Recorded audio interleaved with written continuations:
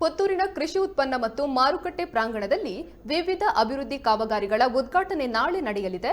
ನಾಳಿನ ಉದ್ಘಾಟನೆಗೆ ಕೇಂದ್ರ ಹಾಗೂ ರಾಜ್ಯ ಸರ್ಕಾರದ ಸಚಿವರು ಆಗಮಿಸಲಿದ್ದು, ಈ ಹಿನ್ನೆಲೆ ಭರ್ಜರಿ ತಯಾರಿ ನಡೆಯುತ್ತಿದೆ. ಈಗಾಗಲೇ 7 ಕೋಟಿ 25 ಲಕ್ಷದ ಕಾಮಗಾರಿ ಪೂರ್ಣಗೊಂಡಿದ್ದು, ನಾಳೆ ಮತ್ತೆ 2 ಕೋಟಿ 18 ಲಕ್ಷದ ಕಾಮಗಾರಿಗೆ ಶಂಕುಸ್ಥಾಪನೆ ನಡೆಯಲಿದೆ.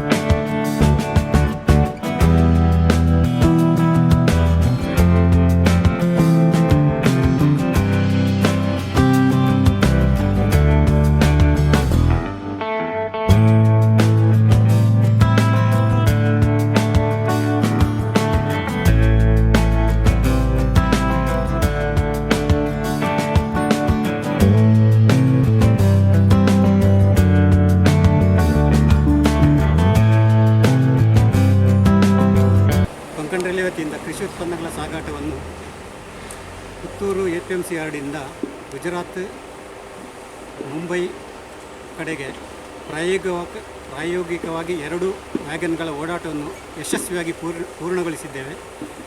ಇದನ್ನು 24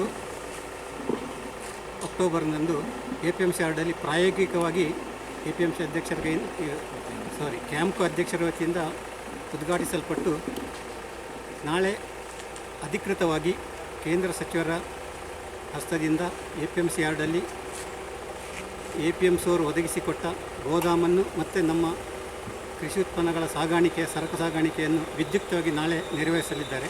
ಅದರ ಪ್ರಯುಕ್ತ ಇವತ್ತು ಪುತ್ತೂರು APMC ಯಾರ್ಡ್ನಲ್ಲಿ ಅದರ ಕೆಲಸ ವೇಗದ ಗತಿಗಳನ್ನು ನೋಡೋ ಸಲುವಾಗಿ ಇಲ್ಲಿ ಬಂದಿದ್ದೇವೆ. ಗೋಡಾನ ಕೆಲಸ ನಡೀತಾ ಇದೆ, ಸಾಮಾನುಗಳನ್ನು ಒಗ್ಗಟ್ಟು ಮಾಡ್ತಾ ಇದ್ದೇವೆ. ನಾಳೆ ಬೆಳಿಗ್ಗೆ ಸಂಪೂರ್ಣವಾಗಿ ಯಶಸ್ವಿಯಾಗಿ ಅಧಿಕೃತವಾಗಿ ಉದ್ಘಾಟನೆಗೊಳ್ಳಲಿದೆ. ಈ ವಿಷಯವನ್ನು ನಮ್ಮ ಕೇಂದ್ರ ರೈಲ್ವೆ ಮಂತ್ರಿಗಳು ಕೂಡ ಟ್ವೀಟ್ ಮುಖಾಂತರ ಮಾಡಿ ಪ್ರಶಂಸಿಸಿದ್ದಾರೆ. ಇದಕ್ಕೆ ಎಲ್ಲರ ಸಹಕಾರವನ್ನು ಕೋರ್ತಾ ಇದ್ದೇವೆ. ಪುತ್ತೂರಿನ APMCಯ ಕಾಮಗಾರಿಗಳ ನಾಳೆ ಉದ್ಘಾಟನೆ ವಿದ್ಯುಕ್ತವಾಗಿಗೊಳ್ಳಲಿದೆ. ಅದೇ ರೀತಿಯಾಗಿ ಶಂಕುಸ್ಥಾಪನೆ ಕೂಡ ಆಗಲಿಕ್ಕಿರುವಂಥದ್ದು ಈಗ ಅಂತಿಮ ಘಟ್ಟದಲ್ಲಿರತಕ್ಕಂಥದ್ದು. ನಾಳೆ ಕೇಂದ್ರ ಸರ್ಕಾರದ ಸಚಿವರುಗಳು, ರಾಜ್ಯ ಸರ್ಕಾರದ ಸಚಿವರುಗಳು ಎಲ್ಲರೂ ಕೂಡ ನಮ್ಮ ಈ ಕಾರ್ಯಕ್ರಮಕ್ಕೆ ಆಗಮಿಸಿ ಕಾರ್ಯಕ್ರಮವನ್ನು ಸಂಪೂರ್ಣವಾಗಿ ಯಶಸ್ವಿಗೊಳಿಸಲಿಕ್ಕೆ ಅಣಿಯಾಗಿರುವಂಥದ್ದು ಸಂತೋಷದ ವಿಚಾರವಾಗ್ತಾಯಿದೆ. ಈಗಾಗಲೇ ಅವರ ಬರುವಿಕೆಯನ್ನು ನಾವು ಕೆಲವೊಂದು ವ್ಯವಸ್ಥೆಗಳನ್ನು ಮಾಡಿಕೊಂಡಿದ್ದೇವೆ.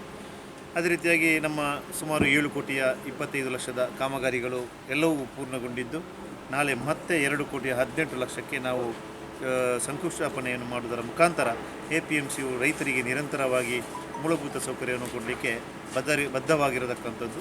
ಅದೇ ರೀತಿಯಾಗಿ ನಮ್ಮ ಆಡಳಿತ ಮಂಡಳಿಯ ಎಲ್ಲ ಸದಸ್ಯರು ಕೂಡ ಉತ್ತಮವಾದಂತಹ ನಮ್ಮ ಜೊತೆ ಕೈ ಜೋಡಿಸಿಕೊಂಡು ನಾಳಿನ ಕಾರ್ಯಕ್ರಮಕ್ಕೆ ನಮ್ಮ ಎಲ್ಲರೂ ಸಹಕರಿಸಬೇಕು ಮತ್ತು ಎಲ್ಲರೂ ಬರಬೇಕು ಅಂತೇಳಿ ಈ ಸಂದರ್ಭದಲ್ಲಿ ಈ ಮುಖಾಂತರ ನಾನು ಹೇಳಲಿಕ್ಕೆ ಇಚ್ಛಪಡ್ತಾ ಇದ್ದೇನೆ. ಈ ಕೊರೋನಾದ ಸಂದರ್ಭದಲ್ಲಿ ನಾವು ಒಂದಷ್ಟು ಸಾಮಾಜಿಕ ಅಂತರ ಮತ್ತು ಒಂದಷ್ಟು ಜಾಗ್ರತೆ ವಹಿಸಿಕೊಳ್ಬೇಕಾದದ್ದು, ಸರ್ಕಾರದ ಒಂದಷ್ಟು ನಿಯಮಗಳನ್ನು ಪಾಲಿಸಿಕೊಂಡು ಈ ಕಾರ್ಯಕ್ರಮವನ್ನು ಬಹಳ ಯಶಸ್ವಿಯಾಗಿ ನಡೆಸಬೇಕು ಅಂತ ಹೇಳುವಂಥದ್ದು ನಮ್ಮೆಲ್ಲರ ಉದ್ದೇಶ. ಪುತ್ತೂರು APMC ಕಳೆದ 92ನೇ ಇಸ್ವಿಯಲ್ಲಿ ಪ್ರಾರಂಭಗೊಂಡು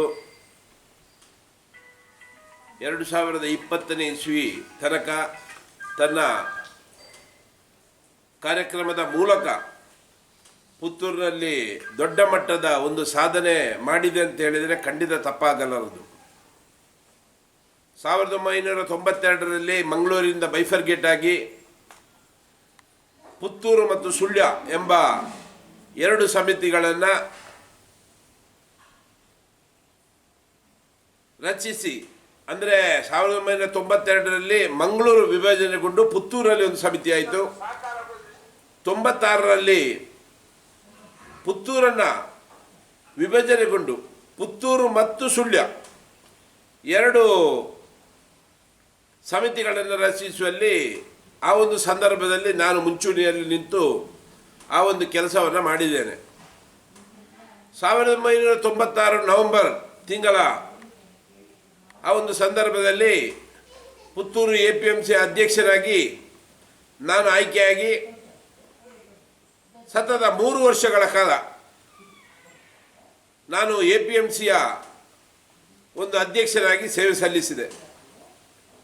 1999ರಲ್ಲಿ ಆ APMCಯ ಅವಧಿ ಮುಗಿದಾಗ ಆ ನಂತರ ಚುನಾವಣೆ ಬರುವಂಥ ಒಂದು ಸಂದರ್ಭ ಬಂತು. ಹಾಗಾಗಲಿ ಬೇರೆ ಬೇರೆ ಅಧ್ಯಕ್ಷರುಗಳು ಈ ಒಂದು ಪುತ್ತೂರು APMC ಸಮಿತಿಯಲ್ಲಿ ತಮ್ಮ ಸೇವೆಗಳನ್ನು ಮಾಡಿಕೊಂಡು ಒಳ್ಳೊಳ್ಳೆ ಕೆಲಸವನ್ನು ಮಾಡಿಕೊಂಡು ಬಂದರು. 1990ರಿಂದ 2018 ತನಕ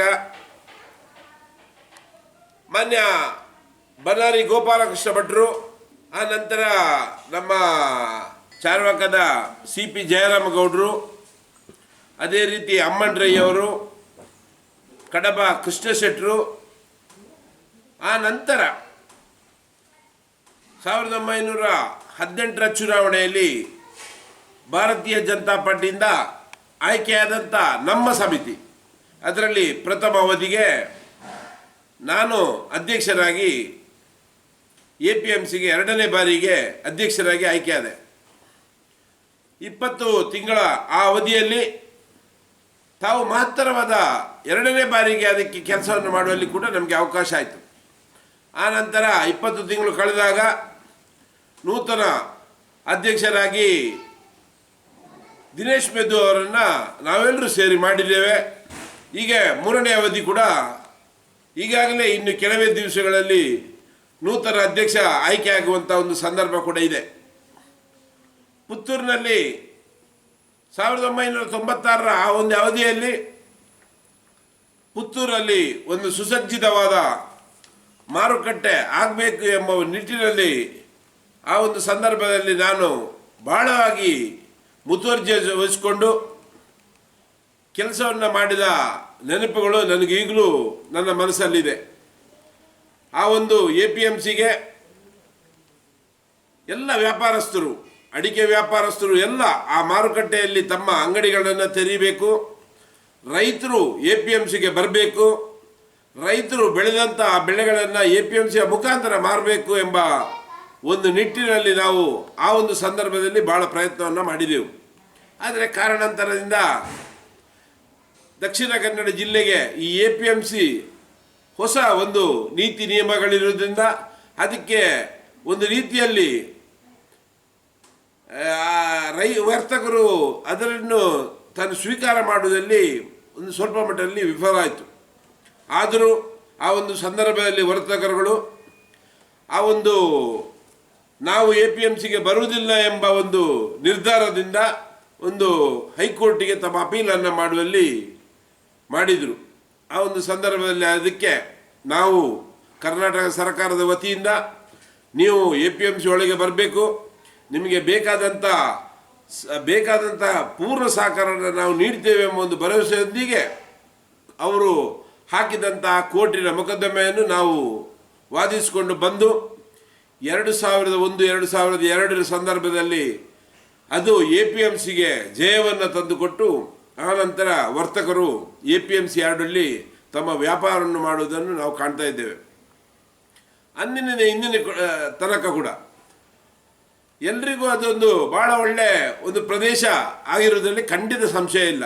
ಆದರೆ ಅಲ್ಲಿಗೆ ಹೋಗುವಂಥ ಒಂದು ರೈಲ್ವೆ ಬ್ರಿಡ್ಜಿನಿಂದಾಗಿ ಸ್ವಲ್ಪ ಅಡೆತನಾಗಿ ಪುತ್ತೂರಿಂದ ನಮಗೆ ಸ್ವಲ್ಪ ದೂರ ಇರುವುದನ್ನು ನಾವು ಕಾಣ್ತಾ ಇದ್ದೇವೆ. ಪುತ್ತೂರು ಪೇಟೆಯಿಂದ ಅರುಣಾ ಥಿಯೇಟರಿಂದ APMC ಯಾರ್ಡಿಗೆ ಹೋಗಬೇಕಿದ್ರೆ ಒಂದು ರೈಲ್ವೆ ಬ್ರಿಡ್ಜ್ ಬರುವುದರಿಂದ ಅಲ್ಲಿ ಕೆಲವು ಸಂದರ್ಭದಲ್ಲಿ ಅರ್ಧ ಗಂಟೆ ರಸ್ತೆ ತಡೆ ಆಗುವುದನ್ನು ನಾವು ಕಾಣ್ತಾ ಇದ್ದೇವೆ. ಇದನ್ನು ಮನಗಂಡು 96ರಲ್ಲಿ ಅಂದಿನ ಪ್ರಧಾನಿಗಳಾಗಿರ್ತಕ್ಕಂಥ ದೇವೇಗೌಡರಲ್ಲಿ ನಾನು BL ಶಂಕರ್ರ ಮುಖಾಂತರ ಒಂದು ಮನವಿಯನ್ನು ಕೊಟ್ಟು ಆ ಒಂದು ಸಂದರ್ಭದಲ್ಲಿ ನಮ್ಮ ಪುತ್ತೂರು APMCಗೆ ಫ್ಲೈಓವರ್ ಇಲ್ಲ ಅಂದರೆ ಒಂದು ಅಂಡರ್ ಪಾಸ್ ಮಾಡಿಕೊಡಬೇಕು ಎಂಬ ಒಂದು ಮನವಿಯನ್ನು 96ರಲ್ಲಿ ನಾನು ದೇವೇಗೌಡರಿಗೆ ಆ ಮನವಿಯನ್ನು ಕೊಟ್ಟ ಒಂದು ಕಾಪಿ ಕೂಡ ನನ್ನಲ್ಲಿದೆ. ಆದರೆ ಆ ಒಂದು ಸಂದರ್ಭದಲ್ಲಿ ಕೇವಲ ಕೆಲವು ತಿಂಗಳುಗಳು ಮಾತ್ರ ಪ್ರಧಾನಿಯಾಗಿರುವಂತಹ ಸಂದರ್ಭದಲ್ಲಿ ಅದು ಅಷ್ಟು ಒಂದು ಪ್ರಯೋಜನಕ್ಕೆ ಬಂದಿರಲಿಲ್ಲ. ಅದು ಅಲ್ಲಿಗೆ ಬಿದ್ದು ಹೋಗುವಂಥ ಒಂದು ಮಟ್ಟವನ್ನು ನಾವು ನೋಡಿದ್ದೇವೆ. ಈಗ 2018ರಲ್ಲಿ ನಾನು ಅಧ್ಯಕ್ಷರಾಗಿರುವಂಥ ಸಂದರ್ಭದಲ್ಲಿ ನಮ್ಮ ಮಾನ್ಯ ಸಂಸದರು ಮತ್ತು ರೈಲ್ವೆ ಇಲಾಖೆಯವರು ಮತ್ತು APMC ಅವರು ಸೇರಿ ಈ ಒಂದು ರೈಲ್ವೆ ಅಂಡರ್ ಪಾಸನ್ನು ಮಾಡಬೇಕು, ರೈಲ್ವೆ ಸಂಸ್ಥೆಯಿಂದ ನಾವು ಅರ್ಧ ಹಣವನ್ನು ಕೊಡ್ತೇವೆ ಎಂಬ ಒಂದು ಮಾತನ್ನು ಸಂಸದರ ಮುಖಾಂತರ ಹೇಳಿದಾಗ ಭಾಳ ಸಂತೋಷ ಆಯಿತು. ಯಾಕೆಂದರೆ ನಾವು ಮೊದಲೇ ಹಾಕಿಕೊಂಡಂಥ ಒಂದು ಯೋಜನೆ ಅದು ನಮ್ಮ ಈ ಅವಧಿಯಲ್ಲಿ ಫಲಪ್ರದಾದರೆ ನಾವು ಮಾಡಿದ್ದು ಒಂದು ಶಾಶ್ವತ ಕೆಲಸ ಆಗ್ತದೆ ಎಂಬ ಮನೋಭಾವದಿಂದ ನಾವು ಸಂಸದರನ್ನು ಮತ್ತು ರೈಲ್ವೆಯವರನ್ನು ಭೇಟಿಯಾಗಿ ಅದಕ್ಕೆ APMCಯಿಂದ ನಾವು ಖಂಡಿತವಾಗಿಯೂ ಅರ್ಧ ಹಣವನ್ನು ರೈಲ್ವೆ ಇಲಾಖೆಯವರು ಕೊಟ್ಟರೆ ಅರ್ಧ ಹಣವನ್ನು ನಾವು APMCಯಿಂದ ಭರಿಸುವುದರಲ್ಲಿ ನಾವು ಖಂಡಿತ ಭರಿಸ್ತೇವೆ ಎಂಬ ಒಂದು ಮಾತನ್ನು ನಮ್ಮ ಆಡಳಿತ ಮಂಡಳಿಯಲ್ಲಿ ಇಟ್ಟು ಒಂದು ತೀರ್ಮಾನವನ್ನು ತೆಗೆದುಕೊಂಡು ನಾವು ರೈಲ್ವೆ ಇಲಾಖೆಯವರಿಗೆ ಆ ಮಾತನ್ನು ತಿಳಿಸಿದೆವು. ಅದು ಮುಂದುವರೆದುಕೊಂಡು ಹೋಗಿ ಈಗ ಅಂತಿಮ ಘಟ್ಟದಲ್ಲಿ ಆ ಒಂದು ಅಂಡರ್ ಪಾಸ್ ಮಾಡುವ ಒಂದು ವ್ಯವಸ್ಥೆಯನ್ನು ರೈಲ್ವೆ ಮತ್ತು APMC ಒಂದು ಅಂತಿಮ ನಿರ್ಣಯಕ್ಕೆ ಬಂದಿದೆ.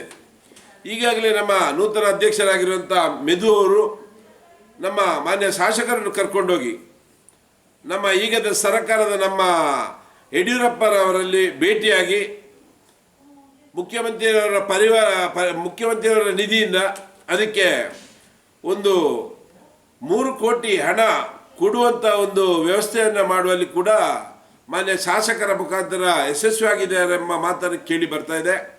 ಆದ್ದರಿಂದ ನಾವು 2018ನೇ ಇಸ್ವಿಗೆ ಆಗುವಾಗ ಒಂದು 8 ಕೋಟಿ ಬಜೆಟ್ ಬರಬಹುದು ಎಂಬ ಮಾತಿನಿಂದ 4 ಕೋಟಿ APMCಯಿಂದ ಕೊಡ್ತೇವೆ ಎಂಬ ಮಾತನ್ನು ಹೇಳಿದೆವು. ಆದರೆ ಈಗ ಆ ಒಂದು ಬಜೆಟ್ 12 ಕೋಟಿ ಆಗುವುದನ್ನು ನಾವು ಕಾಣ್ತಾ ಇದ್ದೇವೆ.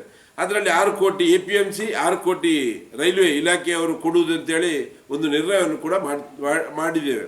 ಆದ್ದರಿಂದ 6 ಕೋಟಿಯಲ್ಲಿ ಸರ್ಕಾರ 3 ಕೋಟಿ, APMC 3 ಕೋಟಿ ಕೊಡುವುದೆಂಬ ಒಂದು ಮಾತನ್ನು ಹೇಳಲಿಕ್ಕೆ ಇಚ್ಛೆ ಪಡ್ತಾ ಇದ್ದಾರೆ. ಅದರ ಜೊತೆ ನಾವು ಈಗ 40 ತಿಂಗಳಿಂದ ಹೆಚ್ಚಿನ ಕಾಮಗಾರಿಗಳನ್ನು ನಾವು ಮಾಡಿದ್ದೇವೆ. ಈ 1000 ಮೆಟ್ರಿಕ್ ಟನ್ನಿನ ಒಂದು ಗೋಡನು ನೊಬಾರ್ಡ್ನಿಂದ ನಮಗೆ ಪುತ್ತೂರಿಗೆ ಅಲಾಟ್ ಆಯಿತು. ಆ ಸಂದರ್ಭದಲ್ಲಿ ಇಲ್ಲಿ ಕಾಂಗ್ರೆಸ್ ಸರ್ಕಾರ ಇರುವುದರಿಂದ ಮಾನ್ಯ ಆ ಒಂದು ಸಂದರ್ಭದ ಉಸ್ತುವಾರಿ ಸಚಿವರು ಆ ಒಂದು ನಮಗೆ ಯಾವ ರೀತಿ ಒಂದು ಪುತ್ತೂರಿಗೆ ಅಲಾಟ್ ಆಯ್ತಾ ಅದನ್ನು ಕ್ಯಾನ್ಸಲ್ ಮಾಡಿ ಬಂಟ್ವಾಳಕ್ಕೆ ಹಾಕುವಲ್ಲಿ ಅವರು ಯಶಸ್ವಿಯಾದರು. ಆದರೆ ನಾನು ಅದಕ್ಕೆ ನಮ್ಮ ನಿರ್ದೇಶಕರ ಮುಖಾಂತರ ರಾಜ್ಯ APMC ನಿರ್ದೇಶಕರ ಮುಖಾಂತರ ಯಾವುದೇ ಕಾರಣಕ್ಕೂ ಪುತ್ತೂರಿಗೆ ಅಲಾಟ್ ಆದಂಥ ಆ ಒಂದು 1000 ಮೆಟ್ರಿಕ್ ಟನ್ನ ಆ ಒಂದು ಕಟ್ಟಡ ಪುತ್ತೂರಿಗೆ ಸಿಗಲೇಬೇಕು, ಯಾವುದೇ ಕಾರಣಕ್ಕೆ ಅದನ್ನು ಬಿಡಲಿಕ್ಕೆ ನಾವು ಸಿದ್ಧ ಇಲ್ಲ ಎಂಬ ಮಾತನ್ನು ಹೇಳಿ ಅವರಲ್ಲಿ ಹೆಚ್ಚಿನ ಒತ್ತಡವನ್ನು ಹಾಕಿ ಅದನ್ನು ಉಳಿಸುವಲ್ಲಿ ನಾವು ಯಶಸ್ವಿಯಾಗಿದ್ದೇವೆ. ನಾಡ್ದು 3ನೇ ತಾರೀಕಿಗೆ ಅದನ್ನು ಒಳ್ಳೆ ರೀತಿಯಲ್ಲಿ ವಿಜೃಂಭಣೆಯಿಂದ ಅದನ್ನು ಆಚರಿಸುವಲ್ಲಿ ಕೂಡ ನಾವು ಇದ್ದೇವೆ. ಅದೇ ರೀತಿ ಬೇರೆ ಬೇರೆ ಕಾರ್ಯಕ್ರಮಗಳನ್ನು ನಾಡ್ದು 3ನೇ ತಾರೀಕಿನಲ್ಲಿ ನಡೆಸಲಿಕ್ಕಿದೆ. 3ನೇ ತಾರೀಕಿಗೆ ಸಾಧಾರಣ ಒಂದು 60C ಅಂದರೆ ಗ್ರಾಮೀಣ ರಸ್ತೆ, ಇದಕ್ಕೆ ಕಳೆದ 3 ವರ್ಷಗಳಿಂದ ಬಂದಂಥ ಅನುದಾನ ನಮ್ಮಲ್ಲಿ ಈ APMCನಲ್ಲಿ ಎಷ್ಟು ಮಾರ್ಕೆಟ್ ಫೀ ಕಲೆಕ್ಟ್ ಆಯಿತೋ ಅದರಲ್ಲಿ 10% ನಾವು ಗ್ರಾಮೀಣ ರಸ್ತೆಗೆ ಉಪಯೋಗಿಸುವ ಒಂದು ನಿಟ್ಟಿನಲ್ಲಿ 3 ವರ್ಷದಲ್ಲಿ ಸಾಧಾರಣ 60 ಲಕ್ಷದಾಗಿ 3 ವರ್ಷದ 1,80,00,000 ಆ ಒಂದು ಕಾಮಗಾರಿಯನ್ನು ನಾವು 60Cಯಲ್ಲಿ ಬಿಡುಗಡೆ ಮಾಡಲಿಕ್ಕಿದ್ದೇವೆ. ಅದೇ ರೀತಿ ಬೇರೆ ಬೇರೆ ಕಟ್ಟಡಗಳು ಸೇರಿ ಒಟ್ಟು ಸಾಧಾರಣ 7 ಕೋಟಿಯ ಮೇಲ್ಪಟ್ಟು ಕಾಮಗಾರಿಗಳ ಒಂದು ಉದ್ಘಾಟನೆ ನಡೀಲಿಕ್ಕಿದೆ. ಅದಕ್ಕೆ ಮಾನ್ಯ ನಮ್ಮ ಕೇಂದ್ರ ಸರ್ಕಾರದ ಸಚಿವರಾದಂಥ DV ಸದಾನಂದ ಗೌಡರು, ರಾಜ್ಯ ಸರ್ಕಾರದ ಸಹಕಾರಿ ಸಚಿವರಾದ ನಾರಾಯಣ ಗೌಡರು, ಅದೇ ರೀತಿ ನಮ್ಮ ಮಂಗಳೂರು ಲೋಕಸಭಾ ಕ್ಷೇತ್ರದ ಸಂಸದರಾದಂಥ ನಳಿನ್ ಕುಮಾರ್ ಕಟೀಲ್ರು, ಅದೇ ರೀತಿ ನಮ್ಮ ಪುತ್ತೂರಿನ ಶಾಸಕರಾದಂಥ ಸಂಜೀವ ಮಠಂದವರು, ಅದರ ಜೊತೆ ಪ್ರೋಟೋಕಾಲ್ನ ಪ್ರಕಾರ ಬೇರೆ ಬೇರೆ ಎಲ್ಲ ನಮ್ಮ ದಕ್ಷಿಣ ಕನ್ನಡ ಜಿಲ್ಲೆಯ ಶಾಸಕರುಗಳು ಮತ್ತು ವಿಧಾನಸಭಾ ಸದಸ್ಯರುಗಳು ಕೂಡ ಭಾಗವಹಿಸಲಿಕ್ಕಿದ್ದಾರೆ. ಆದ್ದರಿಂದ 3ನೇ ತಾರೀಕಿಗೆ ಭಾಳ ಒಂದು ಉತ್ತಮ ರೀತಿಯಲ್ಲಿ ಆ ಕಾರ್ಯಕ್ರಮವನ್ನು ಹಮ್ಮಿಕೊಳ್ಳಲಿಕ್ಕೆ ಇಚ್ಛೆ ಪಡ್ತಾ ಇದ್ದೇನೆ. ಅದೇ ರೀತಿ APMCಯಲ್ಲಿ ಈಗಾಗಲೇ ಮೊದಲು ₹1.50 ಸೆಸ್ಸನ್ನು ಪಡೀತಾ ಇತ್ತು. ಈಗ ಆ ಒಂದು ಸೆಸ್ಸನ್ನು ಕಡಿಮೆ ಮಾಡಿ ಕೇವಲ 35 ಪೈಸೆಗೆ ಇಳಿಸಿದ್ದಾರೆ. ಖಂಡಿತ ನಾವೆಲ್ಲರೂ ಅದಕ್ಕೆ ಸ್ವಾಗತಿಸ್ತಾ ಇದ್ದೇವೆ.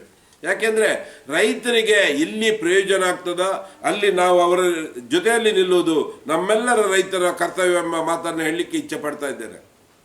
ರೈತರಿಗೆ ಈಗಾಗಲೇ ನಾವು ನೋಡ್ತಾ ಇದ್ದೀರಿ, ನೀವು ಕಿಸಾನ್ ರೈಲನ್ನು ನಮ್ಮ ದೇಶದ ಪ್ರಧಾನಿಗಳು ಭಾರತ ದೇಶಕ್ಕೆ ಒಂದು ಕೊಡುಗೆಯಾಗಿ ನೀಡಿದ್ದಾರೆ.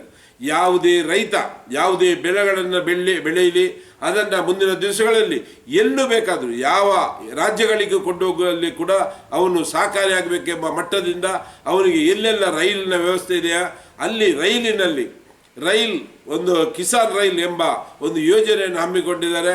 ಆ ಯೋಜನೆ ಮೊನ್ನೆ ನಾವು 26ಕ್ಕೆ ಪ್ರಾಯೋಗಿಕವಾಗಿ ಅದನ್ನು ಪ್ರಾರಂಭಿಸಿದ್ದೇವೆ. 3ನೇ ತಾರೀಕಿಗೆ ಅದು ವಿಜೃಂಭಣೆಯಿಂದಾಗಿ ಅದು ಪ್ರಯೋಗ ಹಂತಕ್ಕೆ ಬರಲಿಕ್ಕೆ ಕೂಡ ಅದು ಯಶಸ್ವಿ ಆಗ್ತಾ ಇದೆ. ಮುಂದಿನ ದಿವಸಗಳಲ್ಲಿ ಒಬ್ಬ ಸಾಮಾನ್ಯ ರೈತ ಕೂಡ ಅವನಿಗೆ ಅವನ ಸಂಬಂಧಿಕರು ಗುಜರಾತಲ್ಲಿದ್ದರೆ, ಅವನ ಸಂಬಂಧಿಕರು ಉತ್ತರ ಪ್ರದೇಶದಲ್ಲಿದ್ದರೆ, ಅವನ ಸಂಬಂಧಿಕರು ಮಹಾರಾಷ್ಟ್ರದಲ್ಲಿದ್ದರೆ ಅವನಿಗೆ ಇಲ್ಲಿಂದ ಡೈರೆಕ್ಟಾಗಿ ರೈಲ್ವೆ ಮುಖಾಂತರ ಅಡಿಕೆಯನ್ನು ಅವನು ಬೆಳೆದ ಬೆಳೆಯನ್ನು ಕಳಿಸುವಂಥ ಒಂದು ವ್ಯವಸ್ಥೆ ಕೂಡ ಆಗ್ತದೆ. ಆದ್ದರಿಂದ ನಾವು ಈಗಾಗಲೇ ತಿಳ್ಕೊಂಡ ಮಟ್ಟದಲ್ಲಿ ಮುಂದಿನ ದಿವಸಗಳಲ್ಲಿ ಪ್ರಧಾನಿಗಳು ಯಾವ ರೀತಿಯಲ್ಲಿ ನಾವು ಬೆಳೆದಂಥ ಬೆಳೆಗಳಿಗೆ ದ್ವಿಗುಣ ದರಗಳು ದೊರಕಬೇಕು ಎಂಬ ಒಂದು ಅವರಲ್ಲಿ ಒಂದು ಆಶಾ ಭಾವನೆ ಇದೆ. ಅದು ಖಂಡಿತ ಪೂರೈಸುವುದರಲ್ಲಿ ಯಶಸ್ವಿ ಆಗಬಹುದು ಎಂಬ ಮಾತನ್ನು ಕೂಡ ಹೇಳಲಿಕ್ಕೆ ನಾನು ಇಚ್ಛೆ ಪಡ್ತಾ ಇದ್ದೇನೆ. ಆದ್ದರಿಂದ ನಾವು ಯಾವುದೇ ಒಂದು ಸಂದರ್ಭದಲ್ಲ APMC ರೈತರ ಪರವಾಗಿ ಇರಬೇಕು ಹೊರತು ಯಾವುದೇ ಸಂದರ್ಭದಲ್ಲಿ ಅದು ಉಳಿದ ಯಾರ ಪರ ಇದ್ದರೂ ಅದು ಖಂಡಿತ ತಪ್ಪಾಗಬಹುದು. ಈಗ ವರ್ತಕರಾಗಲಿ APMCಯ ಸದಸ್ಯರಾಗಲಿ ಅದಿಬ್ಬರು ಕೂಡ ನಾವು ರೈತರ ಪರವಾಗಿ ಹೋರಾಟವನ್ನು ಮಾಡಿದಾಗ ಆ ಯಶಸ್ವಿ ಮುಂದಿನ ದಿವಸಗಳಲ್ಲಿ ಆ APMC ಯಶಸ್ವಿ ಆಗುವುದರಲ್ಲಿ ಯಾವುದೇ ರೀತಿಯ ಸಂಶಯ ಇಲ್ಲ ಎಂಬ ಮಾತನ್ನು ಹೇಳಲಿಕ್ಕೆ ಇಚ್ಛೆ ಪಡ್ತಾ ಇದ್ದೇನೆ.